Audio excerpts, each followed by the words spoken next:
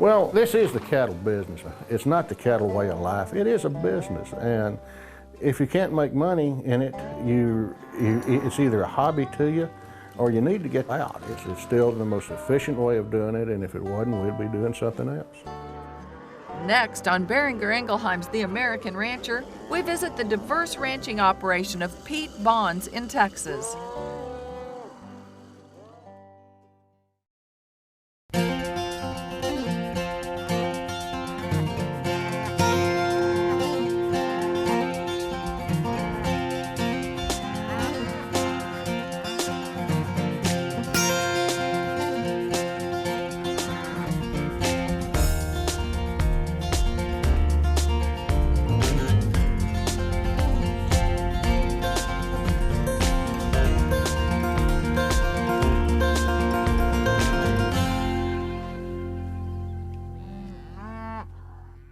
Hello, I'm Pam Minnick, and welcome to The American Rancher.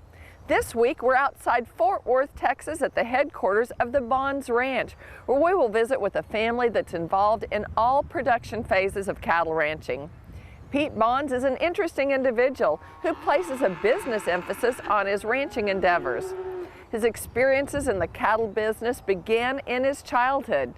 Today, we'll talk ranching with Pete, meet his family, and see the Bonds Ranch operation from several locations, both inside and outside the corral. We're glad you joined us. Please stay tuned. We'll be right back.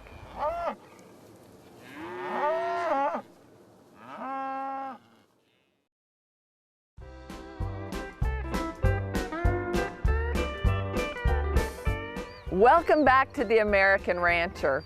The Bonds Ranch began in the 1930s and is known by the Turkey Foot brand. Pete Bonds ranches in several parts of Texas, as well as feeds cattle in Nebraska and as far away as Canada. 20 years ago, things weren't working real good. The market was terrible, and I was sitting on a tank hunting dove, and it finally dawned on me, if I was running GM or any other big company, we would be looking at return on equity. And from that point on is when we started doing it. And during that period of time, we've grown this thing from about 400 cows to several thousand. The home place at Saginaw, just a few miles north of Fort Worth, serves as the headquarters for all operations of the Bonds Ranch. Pete's father, P.R. Bonds, known as Bob, bought the place in the 1930s. Mr. Bonds died in 1954 when Pete was a small child. Afterwards, Pete was raised by a very knowledgeable cowboy and stockman. This man was Pete Burnett, a cousin of the famous Texas rancher Samuel Burke Burnett. Pete Burnett took Pete Bonds under his wing and taught him well. Really, when you're a rancher, you're basically a grass farmer. You've got to manage your grass, and you harvest your grass through cattle, and so you've got to manage stock these ranches to the amount of grass and the quality of the grass that you're growing. Well, one of the things we're doing is in Superior's program, we're having these calves set up in a VAC 24. Also, this ranch is qualified for a program called NHTC, which is non-hormone treated cattle. These calves, the beef from these calves will have the opportunity to be able to be exported to Europe. Everybody asks me what kind of cattle that we handle. We handle the kind of cattle that make money. I don't care what they are. Knowing that we have a place to go with them and knowing what our cost when we buy them, what our costs are, and then what our margin is, and then what we can lay that price risk off in Chicago.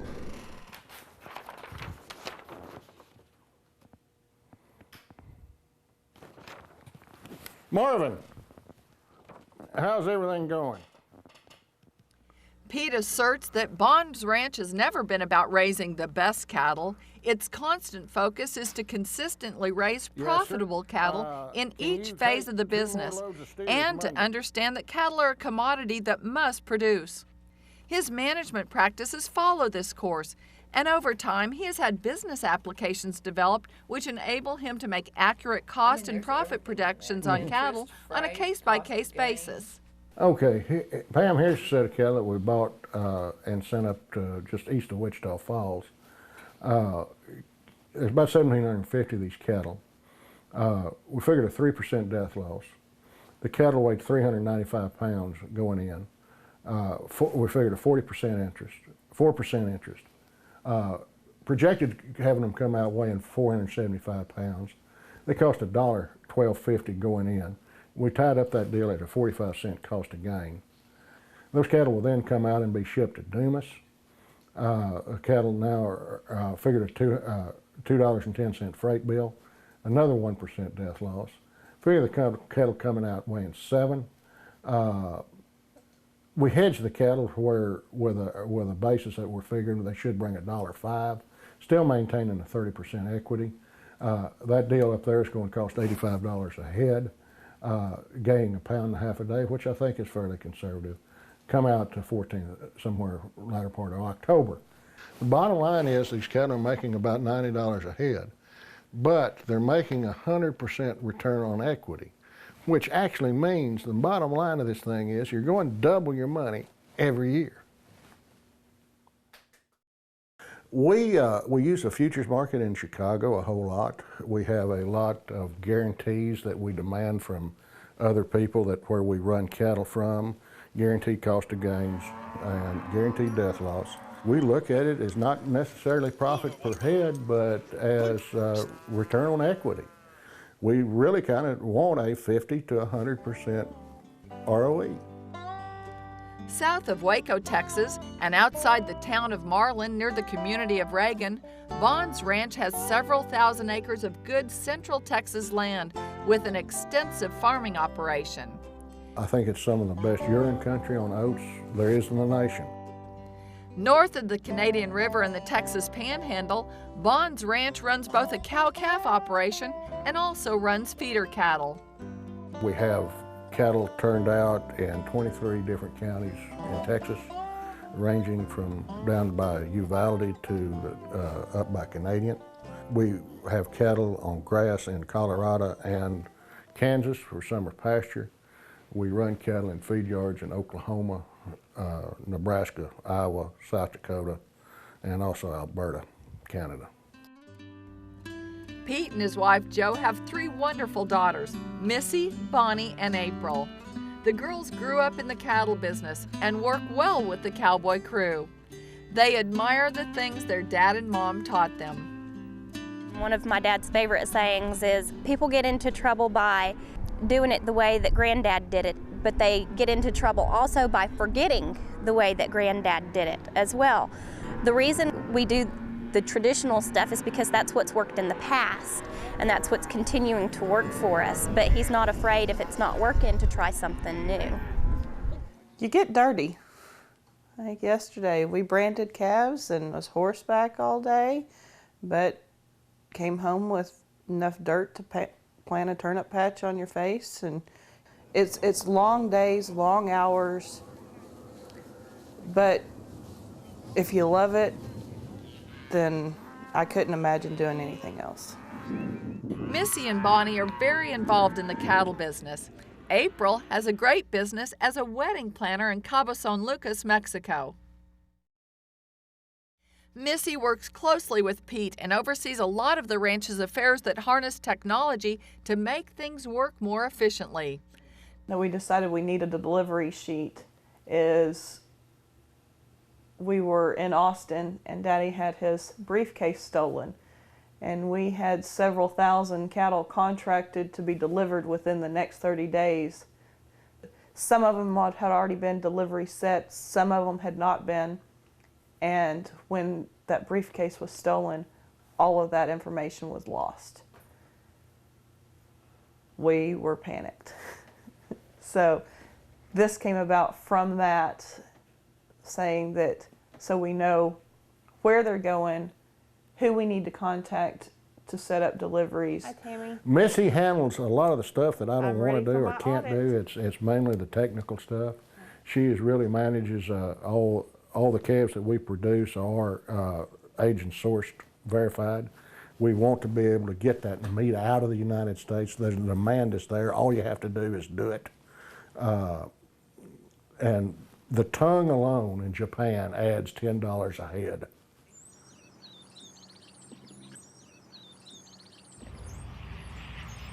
When we return, we'll learn more about the Bonds Ranch. And a little later, we'll visit another location where Pete ranches that's near what was once the home of Oliver Loving, who founded a famous trail with his partner, Charles Goodnight. This is the American Rancher. Don't go away.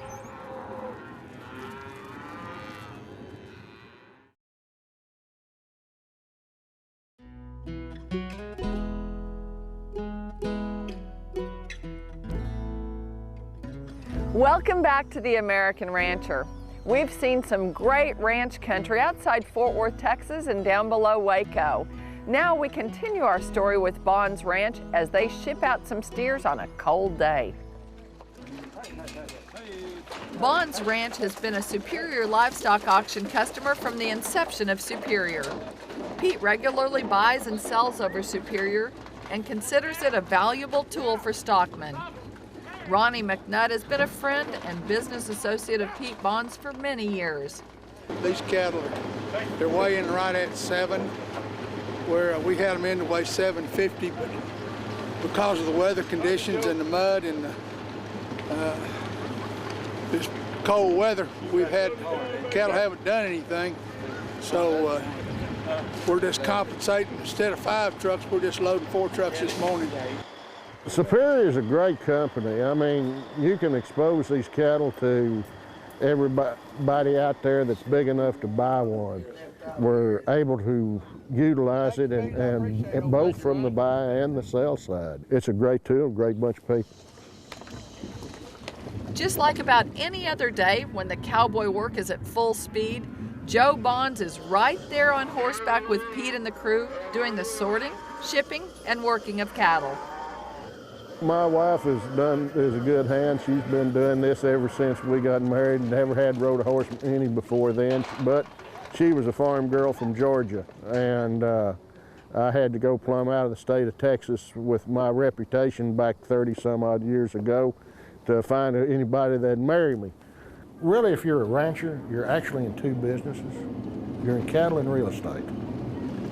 And you don't need the other to do the other well. You can operate real well in one side of it and not necessarily do anything in the other. You can trade land and lease it out and make a lot of money. Or you can lease land and operate the cattle side and make a lot of money. Some of these guys, they're just hammered on heritage. You've got to get over that, and you've got to go where the opportunities are. If the opportunities aren't there in your backyard, move. What you really need to understand, this is not the cattle way of life, this is a cattle business. What you're doing, these cattle are widgets, and you're managing money. Pete Bonds graduated from the TCU Ranch Management Program in 1973. He regards the program highly and thinks that it is equipping young ranchers with solid, up-to-date knowledge that's needed for today's cattle industry. This is another ranch that we've got leased. We're out probably about 80 miles west of Fort Worth, a little place called German. It's we're actually in an area called Lost Valley. And Lost Valley is the actual point where the Goodnight started the Goodnight Loving Trail. Back to our west, over the next set of hills, Loving had a ranch, and this valley, it wouldn't take a whole lot of men to hold a bunch of cattle in here. In 1866, having heard about the probable need for cattle at Fort Sumner, New Mexico, Oliver Loving gathered a herd, combined it with that of Charles Goodnight, and began a long drive to the fort. Their route later became known as the Goodnight Loving Trail. The trail drive era that spanned some 20 years following the Civil War formed a colorful and rugged chapter of Texas history. The Turkeyfoot brand, I guess, was the old Hicks Ranch brand. And when my dad bought that Hicks Ranch there in Fort Worth back in the 30s, he bought the brand too. Loving also used this Turkey Track brand for or turkey foot brand for his brand too. Bond's Ranch has a number of staff people and associates that make the operation work in all phases. From the office staff to the farming operation outside Marlin, the cowboy crews, and the feeding operation supervisors, Pete has a great group of people about him and says the cattle business is full of good folks. I can't tell you how proud I am of all the permanent help that we have and how proud I am of them, and they're a bunch of great guys. And also, I can't tell you how proud of the people that we do business with that we send cattle to. They all do a great job. My dad has all of his bases covered. If the market's doing one thing and going down with one sector of the industry, he's got it to, you know, he can make up with it in another sector of the industry. There's not many people that do it. He's passionate about what he does. He is very knowledgeable in all aspects, and he's not afraid of them, and I think that's why he's able to do what he does. I do exactly what I want to do.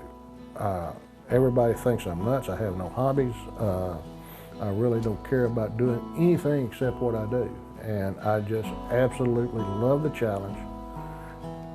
My recreation is being out there working cattle.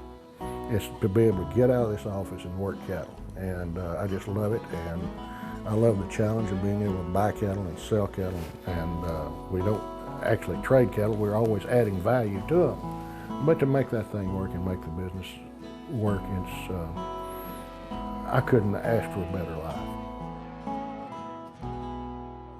Pete and his wife Jo, with their daughters Missy, Bonnie, and April, are a fantastic ranching family. Like so many other stockmen that we get to visit on this show, the Bonds family is committed to the enterprise of cattle production in our nation. You're watching The American Rancher. Stay tuned.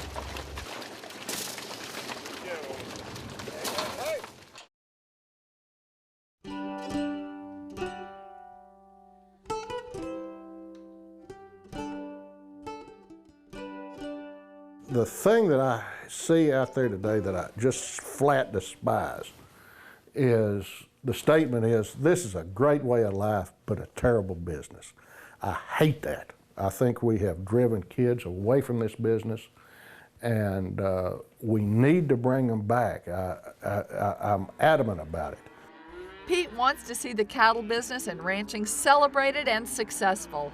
He admonishes young people to get a business as well as ranching education, and to objectively evaluate your practices and, yes, your traditions based on what really works and what doesn't from a bottom line standpoint. Really, the true future of this business is not onshore, it's offshore. I think exports will lead this business and will grow this business. I have a lot of young people ask me, you know, Pete, where's the best way to, I want to come back to the ranch, what's the best education I can get? And I've got a standard answer, and I've never had one of them do it yet, but go get you an MBA from Stanford. Go to a business school. It makes no difference where you go, but get a good business background and then come back and take the TCU Ranch Management Program. You can look at our industry organizations, such as Texas Southwestern Cattle Raisers Association. I started attending meetings on a regular basis when I was about 20 years old. There were no people my age. We've really seen a growth in the youth awareness of the organization by a program Cattle Raisers has started called the Young Leadership Series. They do different opportunities, whether if it's how to talk to your legislatures, how to give a news interview, or how to approach your banker and say, I have an idea. Pete is quick to point out that he loves being a cowman and the business that he's in. Yet to some, he may seem to be an antithesis to the traditions and heritage mindset of many in the cattle business. Pete feels at times that there is a false sense of entitlement that can come over people in ranching that is marked by doing things for the sake of tradition, which has lost its relevance. It can be a great life, but it is the business first. and you've got to change with what the market says. Yeah, what I see, what those other cattle weigh? A special thanks to Pete Bonds and his family for a great show on their ranching operation. To find out more about us, visit our website, theamericanrancher.com. I'm Pam Minnick. Thank you for joining us. See you next time.